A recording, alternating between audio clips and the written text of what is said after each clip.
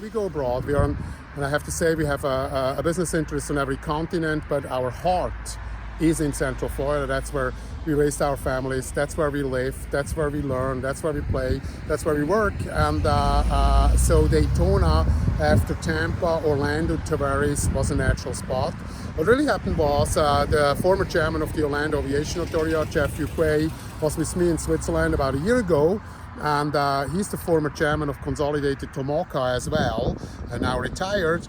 And we were chatting about where to build another Avalon Park. It was actually his idea to build it in Daytona. He knew about the site, and he knew about the complexity of the site. And he said, yeah, that would be your natural other Avalon Park. And well, a year later, we are in the entitlement process, and we're very excited about it.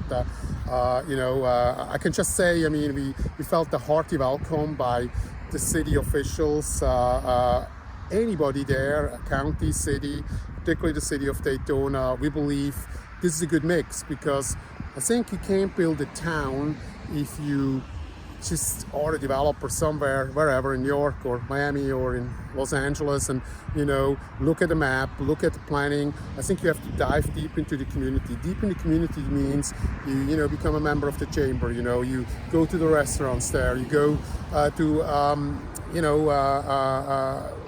arrange, basically discuss with the people there, because at the end, and this is kind of like our style of development, Avalon Park was built organically. And a developer very often builds a community in the sense that buys the land, and at that time he has the highest of his investments, subdivides the land, and once the project is built out, the developer is gone.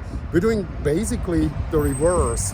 In Avalon Park Orlando, our investment is at our highest now. As you can see, we're building another office building, we're building more apartments, etc. We own the assisted living facility and many more. So we are the largest owner of real estate in Avalon Park Orlando. As well, we have hundreds of jobs in Avalon Park. So we have a very natural interest to that Avalon Park is great. I mean, if Avalon Park is great, that's good for our real estate value, good for our businesses. So we naturally feel aligned with the residents. Not always the same opinion. That's kind of like in a good marriage. I mean, you have opposite opinions sometimes, but if you are an investor in a town like Avalon Park, at the end, you're at the same eye-to-eye level like a homeowner is, because a homeowner at the end is invested in the community, has often kids in school, and talking about those quadruple stakeholders, which I love the most, and I hope we can see hundreds or if not thousands of them in Avalon Park, Daytona, where people live in a community, they have a house there, or rent an apartment there, they work there, they have a job there, or even a business, they play there, which could mean that they have a membership in a social club like Rotary, Kiwanis, and they're all here in Avalon Park. They learn there because they have kids in school, and if you do that, you take a total different interest in the community. Think about this: if you just live in a house, and then it's the house, but you don't care about the rest. You come home in the evening, you go in the morning.